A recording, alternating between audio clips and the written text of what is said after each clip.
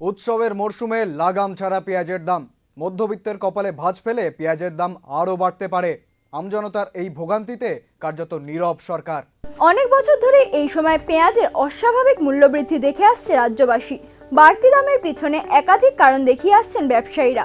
কখনো বলছেন নাসিকের বন্যার কারণে মূল্যবৃদ্ধি, আবার কখনো বলছেন মজুত করা পেঁয়াজের ঘাটতির কারণে বাড়ছে দাম। তবে দীর্ঘ সময় যাবৎ এই অনিয়মিত মূল্যবৃদ্ধির ফলে ভোগান্তি অব্যাহত আমজনতার।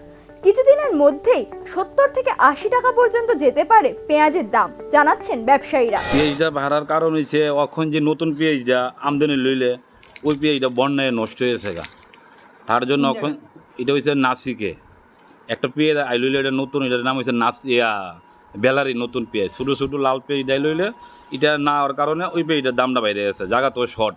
এই পেঁয়াজটা শেষের পথে, এখন যে পেঁয়াজটা আমি ধরে রাখছি নাসিক পুরানটা, এটা শেষের পথে পেঁয়াজ। এখন আজকে তো আমরা 60 টাকা বিক্রি করতেছি, পরবর্তী আরও 2 দিন মনে মনে 70-80 টাকা হতে পারে।